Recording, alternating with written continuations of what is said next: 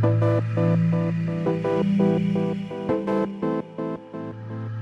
of the most important areas for mobility in an acrobatic practice is hamstrings, and there are a few different ways where this shows up for people that do partner acrobatics, handstands, and even yoga and other circus arts.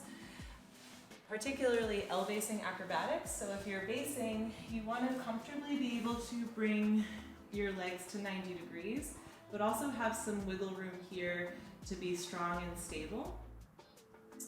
And then in a handstand practice, entering the handstand becomes much easier when you have a lot of flexibility in the hamstrings. So if you can put your hands on the floor, walk your feet in really close, right here you're almost in the upside down position already.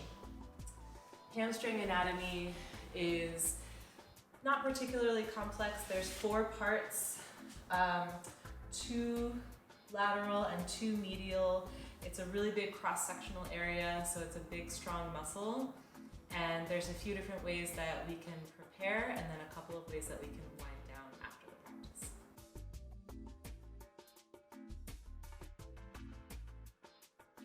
One way to start warming up your hamstrings for your acro practice is a little bit of a dynamic stretch, which is safe to do as long as it's totally pain-free.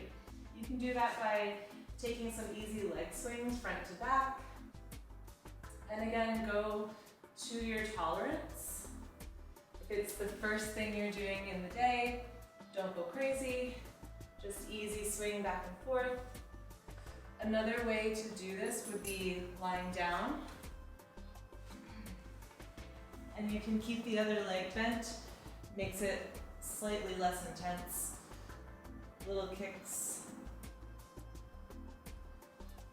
Just make sure you do the same amount on both sides.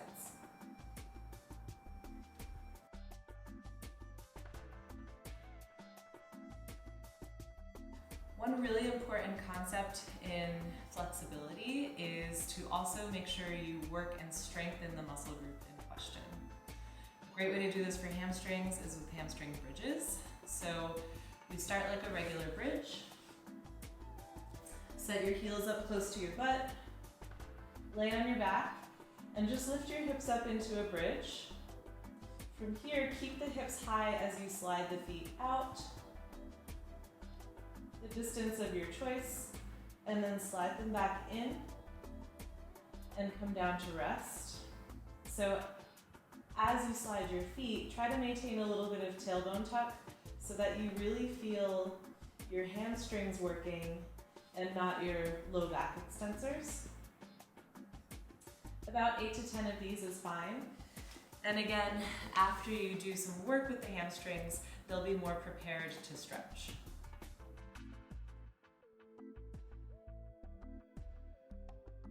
Another really great way to strengthen your hamstrings will be with split slides. Again, this gets a little bit more intense, so do it after your hamstrings are already a little bit warmed up. You start in a half kneeling position. Front leg will slide forward. You can have a little bit of support from the hand against the wall or on blocks, and then really try to feel like your legs are squeezing together to slide back up. Go to a depth that you can tolerate,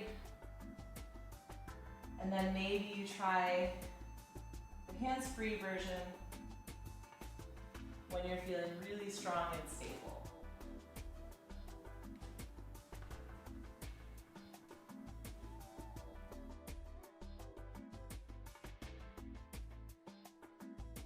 So our last prep exercise for hamstrings, I think, is really applicable to a handstand practice. It helps with your handstand entries.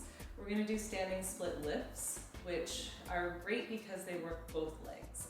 The standing leg hamstring stretch and the lifting leg hamstring strength. So we'll start in a forward fold, hands on the mat or on blocks, depending on your existing level of flexibility. And you're going to try to lengthen your chest towards the floor and lift the top leg, squeeze and lift, and then lower with control to tap the floor. Squeeze and lift, stay for a moment at the top, and tap. 8, 8 to 10 on each side is fine. Again, this will help you get ready to enter your handstands.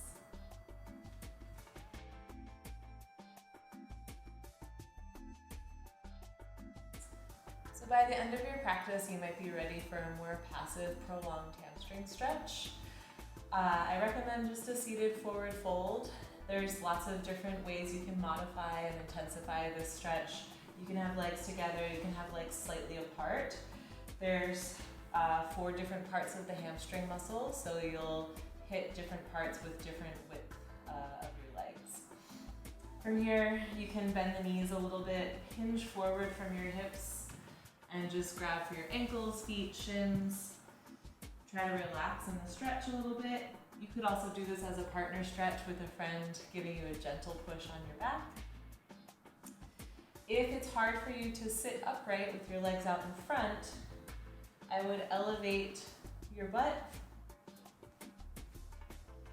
Again, you can have a gentle bend in the knees. We want to be feeling the stretch in the middle of the muscle and not too intensely behind the knee or at the attachment near your butt. Hang out for 30 to 60 seconds in the stretch.